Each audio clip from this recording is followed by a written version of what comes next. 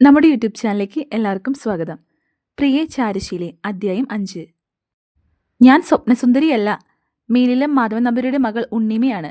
മേലിൽ ഇങ്ങനെ ശല്യത്തിന് വന്നാൽ ഞാൻ മാഷോട് പറയും. കത്ത് പിടിച്ചു വാങ്ങി ഉദയൻ തിരിഞ്ഞു നടന്നു. പിന്നെ കറുത്ത മുഖത്തോടെ അയാളെ കണ്ടിട്ടുള്ളൂ. കാരണം തിരക്കി ഇന്ദിരയോട് ഉണ്ണിമ എല്ലാം പറഞ്ഞു. നന്നായി ഇന്ദിര അഭിനന്ദിച്ചു. അയാളോട് അടുക്കാൻ പോണ്ട, കാണാൻ സുന്ദരനാണേലും സ്വഭാവം അത്ര ശരിയൊന്നുമല്ല. മാഷിനും ഇവിടുത്തെ പെൺപിള്ളേർക്കും അറിയില്ല ഉദയനെ. കൂടുതലൊന്നും ഇന്ദിര പറഞ്ഞില്ല. അറിയണമെന്ന് ഉണ്ണിമയ്ക്ക് തോന്നിയുമില്ല. കൃത്യമായി ഒരകലമിട്ടായിരുന്നു ഉദയന്റെ പെരുമാറ്റം. പ്രേമരംഗങ്ങളിൽ രാഗാർദ്രമാകുന്ന ആ മുഖം തിരശീല വീഴുന്നതോടെ കറുത്തിരുളും. അതൊരു ഭാഗ്യമായി ഉണ്ണിമ കരുതി. ഉത്സവകാലം അവസാനിക്കാറായിരുന്നു. ദിവസം 2 സ്റ്റേജ് കളിച്ചിരുന്ന ട്രൂപ്പിന് വല്ലപ്പോഴുമായി പ്രോഗ്രാമിന്റെ തലേന്ന് ആരെങ്കിലും വന്ന് ആർട്ടിസ്റ്റുകൾക്ക് വിവരം നൽകും. പിറ്റേന്ന് വൈകുന്നേരം തയ്യാറായി പടിപ്പുരവാതിൽക്കൽ നിൽക്കും ഉണ്ണീമ. സമിതി വക വാൻ പടിക്കലെത്തും. എല്ലാവരും ക്യാമ്പിലെത്തി ഒരുമിച്ച് പുറപ്പെടുന്ന പതിവ് നിലച്ചു. ബാല ഏറെക്കുറെ ഹൃദിസ്ഥമായതുകൊണ്ട് പലപ്പോഴും റിഹേഴ്സ് ഉണ്ടാവാറില്ല. പ്രോഗ്രാമിനെ സംബന്ധിച്ച് ചിലപ്പോൾ വിവരം നൽകുക നാട്ടുകാരനായ ഉദയനായിരിക്കും. ഒറ്റവാക്കിൽ കാര്യം പറഞ്ഞിട്ട് ഇറങ്ങിപ്പോകും. ഇന്ദിര അയാളെക്കുറിച്ച് മോശം പറഞ്ഞെങ്കിലും ഉണ്ണീമയ്ക്ക് ഇപ്പോൾ നേരിയ സഹതാപം തോന്നിത്തുടങ്ങി. ഒരു ദിവസം രാവിലെയാണ് ഉദയൻ വന്ന് വൈകുന്നേരം ബാലയുണ്ടെന്ന് അറിയിച്ചത്. മാഷ് നേരത്തെ പറഞ്ഞതാണെങ്കിലും ഞാനത് മറന്നു എന്നൊരു ക്ഷമാപണവും. ഉണ്ണീമ റെഡിയായി പടിപ്പുരവാതിൽക്കൽ നിന്നു. പതിവിലും വൈകിയാണ് വണ്ടി വന്നത്. വാനിന് പകരം ഒരു ടാക്സി ആയിരുന്നു. ഡ്രൈവർക്കൊപ്പം മുൻസീറ്റിൽ ഉദയൻ. വാൻ എന്തിയെ? ഉണ്ണീമ തിരക്കി. വർക്ക്ഷോപ്പിലാ. ഈ ടാക്സി ഇട്ട് ഷട്ടിലടിച്ച എല്ലാവരും എത്തിക്കുന്നത്. ശങ്ക തോന്നിയെങ്കിലും അത് പ്രകടമാക്കാതെ ഉണ്ണീമ പിന്നിൽ കയറി. പിന്നിൽ മറ്റൊരു അപരിചിതനുണ്ടായിരുന്നത് അവളെ ഭയപ്പെടുത്തി. മറ്റുള്ളവരൊക്കെ എവിടെ? എല്ലാവരും പോയി. മാഷും ചേച്ചിയും ഫസ്റ്റ് ട്രിപ്പിന് തന്നെ അങ്ങെത്തി. ചിലരൊക്കെ അവിടെ എത്തിക്കോളാമെന്നാ പറഞ്ഞിരിക്കുന്നേ. എവിടെയാ പ്രോഗ്രാം? ടൗണിൽ. എക്സിബിഷനോടനുബന്ധിച്ചാ. നല്ല ഓഡിയൻസ് ഉണ്ടാവും. പക്ഷേ ഉണ്ണിമയുടെ നെഞ്ചിലെ തീ അണഞ്ഞില്ല. ടൗണിൽ എത്തിയപ്പോൾ രാത്രിയായിരുന്നു. ആൾസഞ്ചാരം കുറഞ്ഞതെങ്കിലും ഒരു രാജവീതി പോലെ ഭംഗിയും വീതിയുമുള്ള ടാർ നിരത്തിലൂടെയായിരുന്നു കാർ നീങ്ങിയിരുന്നത്. ഇരുവശവും ഉയരമുള്ള മതിൽക്കെട്ടുകൾ. അകത്ത് കൂറ്റൻ സൗധങ്ങൾ. വീടുകൾക്കിടയിൽ നല്ല അകലം. വഴിയോരത്ത് പൂവാക തുടങ്ങിയ തണൽ വൃക്ഷങ്ങൾ. ആ പ്രദേശം ഉണ്ണിമയ്ക്ക് തീർത്തും അപരിചിതമായിരുന്നു. ഒപ്പമുള്ളവരിൽ നിന്നും ഏതെങ്കിലും തരത്തിലുള്ള മോശം പെരുമാറ്റമുണ്ടായാൽ എങ്ങനെ നേരിടണമെന്നായിരുന്നു അവൾ ആലോചിച്ചിരുന്നത്. അപ്പോഴാണ് ഉദയന്റെ ശബ്ദം അവളുടെ കാതിൽ വീണത്. അടുത്ത വീടാണ്. കാർ അകത്തേക്ക് എടുക്കണം. ഡ്രൈവർക്കുള്ള നിർദ്ദേശമാണ്. ഉണ്ണീമ മെല്ലെ തിരിഞ്ഞു നോക്കിയപ്പോഴേക്കും കാർ ഒരു വലിയ ഗേറ്റ് കടന്ന് അകത്ത് പ്രവേശിച്ചിരുന്നു. കോൺക്രീറ്റ് ചെയ്ത വഴി. ഇരുവശവുമുള്ള അരമതിലുകളിൽ ചെടിച്ചട്ടികൾ. കൃത്യ അകലത്തിൽ വിളക്കുകാലുകൾ. കൊട്ടാര സദൃശ്യമായ ഒരു വീടിന്റെ മുറ്റത്തേക്കാണ് കാർ നീങ്ങിയത്. ഒരു ബാലെ സംഘത്തിന് വിശ്രമിക്കാൻ ഇത്രയും വലിയൊരു വീടോ എന്ന് ഉണ്ണീമ ശങ്കിക്കാതിരുന്നില്ല. കാർ ചെന്ന് മുറ്റത്ത് നിന്നതും ഉദയൻ ഇറങ്ങി. പിന്നിലെ വാതിൽ തുറന്ന ഉണ്ണീമയും. ഇനി ഏതായാലും ഞങ്ങളെ അങ്ങ് വിട്ടേക്ക് സാറേ. കാറിൽ നിന്ന് വെളിയിൽ വരാതെ ഡ്രൈവർ ഉദയനോട് പറഞ്ഞു. തിരികെ ചെന്നിട്ട് അല്പം അത്യാവശ്യങ്ങളുണ്ടായിരുന്നു. ഒരു നിമിഷം ശങ്കിച്ചു നിന്നിട്ട് ഉദയൻ ഡ്രൈവറുടെ അരികിലെത്തി. എന്തോ കുശുകുശുത്തു. പിന്നെ പേഴ്സിൽ നിന്ന് കുറച്ച് രൂപയെടുത്ത് ഡ്രൈവറെ ഏൽപ്പിച്ചു. ഉണ്ണീമയുടെ കണ്ണുകൾ ആ വലിയ വീട്ടിലായിരുന്നു. ആരെയും വെളിയിൽ കാണാനില്ല. പക്ഷേ അകത്തുനിന്ന് ആരുടെയൊക്കെയോ ചിരിയും വർത്തമാനവും കേൾക്കുന്നുണ്ടായിരുന്നു. ചില്ലുജാലകങ്ങളിൽ മിക്കതും തുറന്നു കിടക്കുന്നു. എല്ലാ മുറികളിലും വെളിച്ചം. ട്രൂപ്പ് അംഗങ്ങളാവും അകത്ത്. ഉണ്ണിമയ്ക്ക് നേരിയ സമാധാനം തോന്നി. അപ്പോഴേക്കും അവർ വന്ന കാർ തിരിഞ്ഞു പുറത്തേക്ക് പോയിരുന്നു.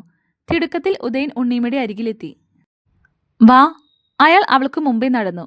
നിഴലായി ഉണ്ണീമയും. വിശാലമായ മുറ്റം. മുറ്റത്ത് 2-3 കാറുകൾ കിടന്നിരുന്നു.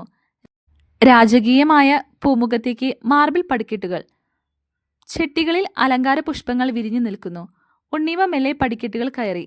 പൂമുഖത്ത് ആരെയും കാണാനുണ്ടായിരുന്നില്ല. വേഗം നടന്നു വാ. മുമ്പേ നടക്കുന്ന ഉദയൻ തിരിഞ്ഞു നിന്ന് തിടുക്കം കൂട്ടി. കാലിലെ റബ്ബർ ചെരുപ്പുകൾ അവസാനത്തെ പടിയിൽ അഴിച്ചുവെച്ച ശേഷമാണ് ഉണ്ണീമ പൂമുഖത്തേക്ക് നടന്നത്. തിളങ്ങുന്ന മാർബിൾ തറയിലേക്ക് നഗ്നപാദം വെച്ചപ്പോൾ അവൾക്ക് ഇക്കിളി അനുഭവപ്പെട്ടു. പൂമുഖത്തു നിന്ന് അവർ നടന്നത് അകത്തേക്കുള്ള വാതിൽക്കലേക്കാണ്. ആ വലിയ വാതിൽ വർണ്ണവിരി കൊണ്ട് മറഞ്ഞു കിടന്നിരുന്നു.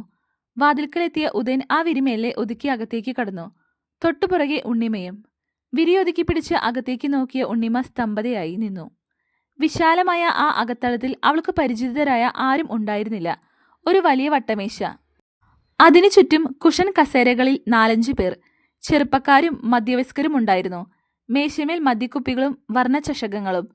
തീയിൽ ചവിട്ടിയതുപോലെ അകത്തേക്ക് വെച്ച കാൽ പുറത്തേക്ക് എടുത്തു ഉണ്ണിമ. കയറി വാ. അകത്തുനിന്ന് ഉദയൻ ഉണ്ണിമയെ വിളിച്ചു. ആ ശബ്ദം കേട്ടാണ് വട്ടമേശയ്ക്ക് ചുറ്റും ഇരുന്നവർ തിരിഞ്ഞു നോക്കിയത്. ഉദയനിൽ നിന്ന് ആ കണ്ണുകൾ വാതിൽക്കൽ നിന്നിരുന്ന ഉണ്ണിമയിലേക്ക് തിരിഞ്ഞു. കൂട്ടത്തിൽ ഉണ്ടായിരുന്ന വടക്കേന്ത്യൻ ശൈലിയിൽ ചുരിദാർ കുർത്തയണിഞ്ഞ സുമുഖനായ ചെറുപ്പക്കാരന്റെ മിഴികൾ അത്ഭുതാതിരേകത്താൽ ഉണ്ണിമയിൽ തന്നെ തടഞ്ഞു നിന്നു.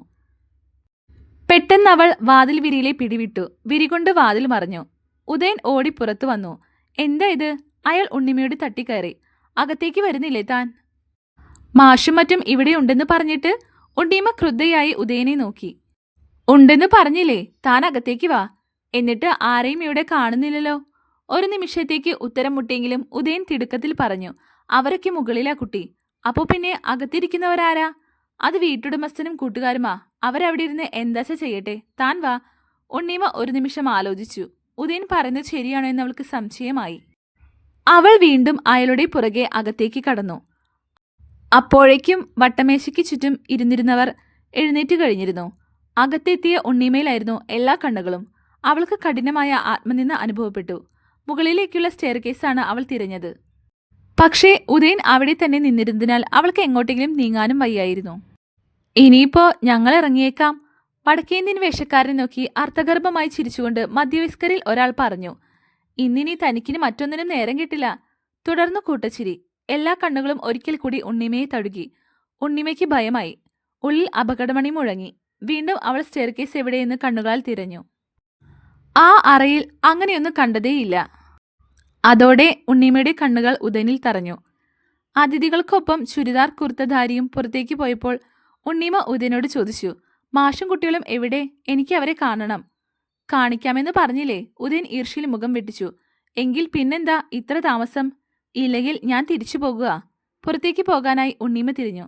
അസ്സലായി. ഉദയൻ ചിരിച്ചു. എങ്കിൽ പിന്നെ ശവം പോലും ഇല്ലത്തെത്തൂല, ഓർത്തോ.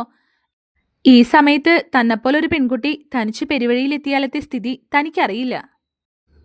മുൻ അനുഭവമില്ലെങ്കിലും ഉണ്ണിമയ്ക്ക് അതേക്കുറിച്ച് ആദ്യം ഉണ്ടായിരുന്നു. അവൾ തീർത്തും ധർമ്മസങ്കടത്തിലായി. ആ കണ്ണുകൾ നിറഞ്ഞു. പുറത്ത് കാർ സ്റ്റാർട്ട് ചെയ്ത ശബ്ദം. നോക്ക്, ഉദയൻ അവളോട് പറഞ്ഞു. രാമദൻ സാറ് വിചാരിച്ചാൽ കലാരംഗത്ത് തന്നെ രക്ഷപ്പെടുത്താനാവും. ഒരുപാട് പിടിപാടുള്ള ആളാ. നമ്മുടെ പല സിനിമാ നടികളും ഇദ്ദേഹത്തിന്റെ കയ്യിലൂടെ വന്നവരാ, അറിയോ? ഉണ്ണിമയുടെ മുഖത്ത് പുച്ഛവും വെറുപ്പും നിറഞ്ഞു. എന്തോ പറയാനായി അവളുടെ ചുണ്ടു വിറച്ചു. പെട്ടെന്നാണ് വാതിൽ വിരി നീക്കി വടക്കേ ഇന്ത്യൻ വേഷധാരി അകത്തേക്ക് വന്നത്.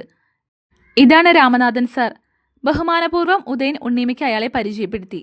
അസഹ്യമായ ദേഷ്യത്തിൽ ഉണ്ണീമ മുഖം തിരിച്ചു കളഞ്ഞു. രാമനാഥൻ നടന്നു വന്ന് ഉണ്ണീമയുടെ അരികിലെത്തി നിന്നു.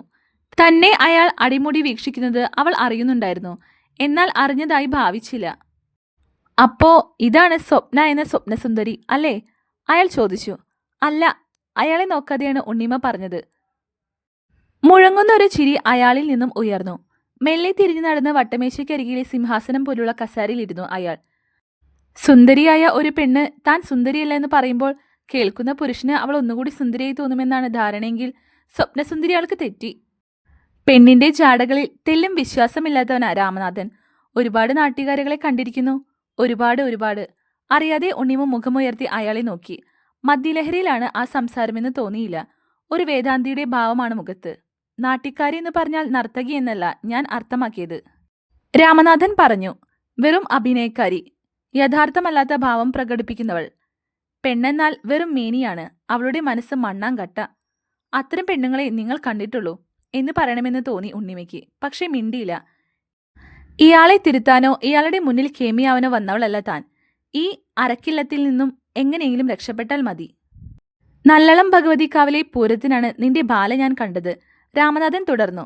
ഒറ്റക്കാഴ്ചയിലെ മനസ്സിലെ ഈ രൂപം പതിഞ്ഞു. ശരിക്കും സ്വപ്നസുന്ദരി. അഹങ്കരിക്കണ്ട. ഉത്സവപ്പറമ്പിൽ ആടി അവസാനിക്കേണ്ടതല്ല നിന്റെ കലയെന്ന് തോന്നി. തേച്ചുമിനിക്കിയാൽ രത്നമല്ല നക്ഷത്രമാകുന്നവൾ. ആവുന്നതൊക്കെ ചെയ്യണമെന്ന് തോന്നി. അതിന് വരുത്തിയതാ. ആദ്യം നിന്റെ നൃത്തമൊന്ന് കാണണമെനിക്ക്. പ്രിയേ ചാരുശീലെ എന്ന പദം, ആ അഷ്ടപതി നൃത്തം. ആ പ്രസംഗം തെല്ലും വിശ്വാസമായി തോന്നിയില്ല ഉണ്ണിമയ്ക്ക്. അടുത്ത ബാലെ എവിടെയാണെന്ന് അറിയിക്കാം, വന്ന് കണ്ടോളൂ. ആയിരങ്ങളെ മുന്നിലാടുന്നവൾക്ക് ഞാൻ ഒരുത്തന്റെ മുന്നിലാടാൻ വയ്യ. ഒരു ബാലയ്ക്ക് കിട്ടുന്നതിന്റെ 10 ഇരട്ടി തരും ഞാൻ. അല്ലെങ്കിൽ എത്ര വേണമെന്ന് പറഞ്ഞാൽ മതി. ഈ ഒരേ ഒരു പദം. എനിക്ക് നിങ്ങൾ ഒന്നും തരണ്ട. എനിക്ക് വേണ്ടി നിങ്ങൾ ഒന്നും ചെയ്യണ്ട. എന്നെ തിരികെ കൊണ്ടുവിട്ടാൽ മതി. രാമനാഥന്റെ നെറ്റി ചുളിഞ്ഞു. പിന്നെന്തിനാ ഇങ്ങോട്ട് കെട്ടിയെടുത്തത്? അതോ എന്നെ ബോധിച്ചില്ലേ? അല്ലെങ്കിൽ പണം തരില്ലെന്ന് ശങ്കിച്ചോ? നിങ്ങളുടെ മുന്നിലേക്കാണ് കെട്ടിയെടുക്കുന്നത് ഞാൻ അറിഞ്ഞില്ല. ബാലയ്ക്കെന്ന് പറഞ്ഞാണ് ഇയാൾ എന്നെ. ഉണ്ണീമ വെറുപ്പിൽ ഉദയന്റെ നേർക്ക് കണ്ണു നീട്ടി. രാമനാഥനിൽ നേരിയൊരു ഞെട്ടലുണ്ടായി. അയാൾ ചോദ്യഭാവത്തിൽ ഉദയനെ നോക്കി. ഉദയൻ പതറി. അത് അത് അയാൾ വിക്കി. സത്യം പറഞ്ഞാൽ ഈ കുട്ടി വരില്ല, അതുകൊണ്ടാണ്. ഒരു നിമിഷം ചിന്താധീനനായി ഇരുന്നു രാമനാഥൻ.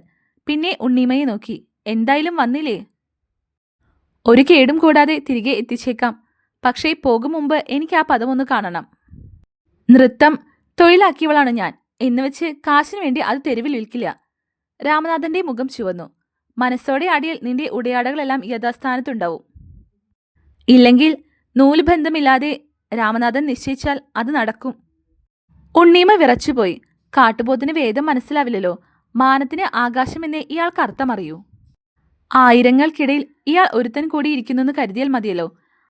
അല്ലെങ്കിലും ഭഗവാന്റെ മുന്നിലാണല്ലോ താൻ ആടുന്നത്. ചിലങ്ക വേണമായിരിക്കും ഇല്ലേ? രാമനാഥൻ എഴുന്നേറ്റു. ചുവരലമാര തുറന്ന് ഒരു കൊച്ചുപെട്ടി വെളിയിലെടുത്തു. അതിൽ നിന്ന് ഒരു ജോഡി ചിലങ്കകളെടുത്ത് ഉണ്ണിമയുടെ കാൽക്കലേക്ക് എറിഞ്ഞു. സ്വർണ്ണ ചിലങ്കകളാ. ഇതുവരെ പിത്തള കെട്ടിയില്ലേ നീ ആടിയത്? നർത്തകി ലക്ഷണങ്ങൾ ഒത്തോളാണ് നീ. ചലനത്തിൽ ലാസ്യചാരുത നിറഞ്ഞവൾ. പക്ഷേ മുദ്രകൾക്ക് സ്ഫുടത പോരാ. ചിലങ്കയണിഞ്ഞോളൂ, പറഞ്ഞു തരാം. തന്റെ സിംഹാസനത്തിലിരുന്ന രാമനാഥൻ തുടയിൽ താളമിട്ടു. വദസി യതി കിഞ്ചിദബി ദന്തരുചി കൗമുദി. അതിമനോഹരമായ ആലാപനം. വിസ്മയം നിറഞ്ഞ മിഴികളോടെ ഉണ്ണീമ നിശ്ചലൻ നിന്നു. പിന്നെ കുനിഞ്ഞ് ചിലങ്കകൾ എടുത്തു. മുട്ടുകുത്തിയിരുന്ന ഇരുപാദങ്ങളിലും ചിലങ്ക അണിഞ്ഞു ഉണ്ണീമ. പിന്നെ സാവധാനം എഴുന്നേറ്റു നിന്നു രാമനാഥനെ നോക്കി. പിത്തള ചിലങ്കകൾ കെട്ടി അഭിമാനത്തോടെ ആടിയിട്ടുള്ളവളാണ് ഞാൻ. പക്ഷെ നിങ്ങളുടെ സ്വർണ്ണ ചിലങ്കകൾ പാദത്തോട് ഒട്ടിക്കിടക്കുമ്പോൾ എനിക്ക് അറയ്ക്കുന്നു. പണ്ട് ചില അസുര രാജാക്കന്മാർ ചാട്ട കൊണ്ടടിച്ച് സ്ത്രീകളെ കൊണ്ട് നൃത്തം ചെയ്യിച്ചതായി കേട്ടിട്ടുണ്ട്. അതൊരു മാനസിക വൈകൃതമാണ്. അത്തരക്കാരുടെ മുന്നിൽ അവതരിപ്പിക്കപ്പെടുന്നത് കലയല്ല, പ്രാണസങ്കടമാണ്. മാനം കാക്കാൻ വേണ്ടി മാത്രമാണ് ഞാൻ ഇപ്പോൾ നിങ്ങളുടെ മുന്നിൽ നൃത്തം ചെയ്യുന്നത്. വാചകമടിക്കണ്ട പെണ്ണെ. രാമനാഥൻ ചിറികൂട്ടി. വല്ല ബാലയിലെയോ സിനിമയിലെയോ ഡയലോഗാവും. എനിക്കത് കേൾക്കണ്ട. സ്വന്തം കലയെക്കുറിച്ച് സ്വയം പാടിപ്പുകഴ്ത്തുന്ന ഒരുപാട് പേരെ ഞാൻ കണ്ടിട്ടുണ്ട്. സഹതാപമാണ് എനിക്ക് അത്തരക്കാരോട്. വാഴച്ചുണ്ടിലെ അതിമധുരമായ തേൻ വാഴയുടെ സ്വത്താണോടി സ്വപ്നസുന്ദരിയാളെ. ഉണ്ണീമ മുഖം തിരിച്ചു. രോക്ഷമായിരുന്നു ആ മുഖത്ത്. നോക്കൂ, രാമനാഥൻ ചിരിച്ചു. അത് വാഴയ്ക്ക് കിട്ടിയ അനുഗ്രഹമാണ്. അതേപ്പറ്റി വാഴയ്ക്ക് അഭിമാനിക്കാനോ അഹങ്കരിക്കാനോ അർഹതയില്ല. പനിനീർപ്പൂവിന്റെ സുഗന്ധം ആ പൂവിന്റെയോ ആ പൂവിനെ പേർന്ന ചെടിയുടെ സ്വത്തല്ല. അതുപോലെ തന്നെയാണ് നിന്റെ കലയും. വാഴച്ചുണ്ടിലെ തേൻ പോലെ ഒരനുഗ്രഹമായി നമ്മിൽ വന്നു നിറയുന്നതാണ് കല. നിന്റെ കല സുന്ദരമാവണമെങ്കിൽ അത് കാണുന്നവന്റെ കണ്ണിന് സുന്ദരമാവണം. കാഴ്ചക്കാരൻ പാപിയോ പരിശുദ്ധനോ എന്ന് തിരയുന്നത് കലാകാരന്റെ ജോലിയല്ല. നാളെ നിന്റെ അംഗചലനം നഷ്ടമായാൽ നിന്റെ ഉള്ളിലെ കല കൊണ്ട് എന്ത് പ്രയോജനമടി പീറപ്പെണ്ണേ? ഉണ്ണീമ മറുപടിയൊന്നും പറഞ്ഞില്ല. നിന്റെ സ്വരം നന്നായത് നിന്റെ കാതിനു വേണ്ടിയല്ല, അന്യന്റെ കാതിനു വേണ്ടിയാണ്. നിന്റെ രൂപം സുന്ദരമായത് അന്യന്റെ കണ്ണിനായി. നിന്റെ കല മനസ്സിലായി. അന്യമുഖങ്ങളിൽ സ്ഫുരിക്കുന്ന അനുഭൂതിയാണ് ഒരു യഥാർത്ഥ കലാകാരന്റെ നേട്ടം. കലാകുതികൾക്ക് മുന്നിൽ നിഷേധിക്കപ്പെടുന്ന കല ജഡസമാനമാണ്. സ്വപ്നസുന്ദരി. ഞാൻ സ്വപ്നസുന്ദരിയല്ല. നീ ആരുമാവട്ടെ, എനിക്കത് പ്രശ്നമല്ല. ഞാൻ ചിലങ്ക കെട്ടിക്കഴിഞ്ഞു. ഉണ്ണീമ തിടുക്കം കാട്ടി. വൈകാതെ തിരിച്ചു പോകണമെന്നുണ്ട്. നിങ്ങൾ പാടിത്തരുമോ? അതോ ഞാൻ സ്വയം പാടി ആടണോ? ഞാൻ പാടിയാൽ അതിനൊപ്പിച്ച് ആടാൻ നിനക്കാവുമോ? ആവും എന്ന് പറഞ്ഞാൽ അഹങ്കാരമായി കരുതിയാലോ? ശ്രമിച്ചു നോക്കാം. രാമനാഥൻ ഇളകി ചിരിച്ചു. നിനക്ക് സംസാരിക്കാൻ അറിയാം. നിങ്ങൾ പറഞ്ഞതിന് മറുപടി പറഞ്ഞുന്നേയുള്ളൂ. പരിഹസിക്കും വിധം അവൾ എളിമ അഭിനയിച്ചു. ഇത്രയ്ക്കും വിനയം വേണ്ട. രാമനാഥന്റെ മുഖം തുടുത്തു. ഇങ്ങോട്ട് നീ എന്ന് വിളിക്കുമ്പോൾ ആ അധികാരത്തെ ഞാൻ ആദരിക്കണ്ടേ? മതി. രാമനാഥൻ കൈ ഉയർത്തി തടഞ്ഞു. ദീർഘമായി ഒന്ന് നിശ്വസിച്ചു. സിംഹാസനത്തിൽ ചമ്രം പടിഞ്ഞിരുന്നു. തുടയിൽ മെല്ലെ ഒന്ന് താളമിട്ടു. തുടങ്ങാം. ഉണ്ണീമ ഗുരുവിനെ ധ്യാനിച്ച് ഭൂമി തൊട്ടു വണങ്ങി. ഒരു സേവകനെപ്പോലെ നിശബ്ദം ചുവർ ചാരി നിന്നിരുന്ന ഉദയൻ മാർബിൾ തറയിൽ ഇരുന്നു, ഒരു കാണിയെന്നോണം. പ്രിയേ, ചാരുശീലേ. ഉണ്ണിമയുടെ നേർക്ക് രാമനാഥൻ വലം കൈ നീട്ടി സംബോധന ചെയ്യും പോലെ. ഒന്ന് അമ്പരന്നു അവൾ. എങ്കിലും കൈകളിൽ മുദ്രയെടുത്ത് അവൾ തയ്യാറായി. വദസി യതി കിഞ്ചിദബി ദന്തരുചി കൗമുദി. രാമനാഥൻ തുടങ്ങി. ഒട്ടുപതറാതെ ഗീതത്തിനൊപ്പം ഉണ്ണീമ ചുവടുകൾ വെച്ചു. മുഖത്തിൽ ഹാസ്യഭാവം നിറഞ്ഞു. ഉണ്ണീമയുടെ ചലനഭംഗിയും മുഖത്തും കണ്ണുകളിലും തെളിയുന്ന മുഗ്ധഭാവവും രാമനാഥനെ കോരിത്തെരിപ്പിച്ചു. അല്പം മുമ്പേ കണ്ട പെൺകുട്ടിയെയല്ല ഇപ്പോൾ. അഷ്ടപതിയിലെ നായിക, പ്രണയവിവശ. പ്രിയേ, ചാരുശീലേ. രാമനാഥന്റെ കണ്ണുകൾ ഈറനായി. നടനം ആരംഭിച്ച നിമിഷങ്ങൾക്കകം ഉണ്ണീമ സ്വയം മറന്നു കഴിഞ്ഞിരുന്നു. രാമനാഥനാണെങ്കിൽ മുന്നിൽ ഇളകുന്ന സൗന്ദര്യ ജ്യോതിസിൽ അലിഞ്ഞും പോയിരുന്നു. തുടരും. അപ്പം നമ്മുടെ കഥ ഇത്രയും നേരം ക്ഷമയോടെ കേട്ട എല്ലാ സുഹൃത്തുക്കൾക്കും നന്ദി. താങ്ക്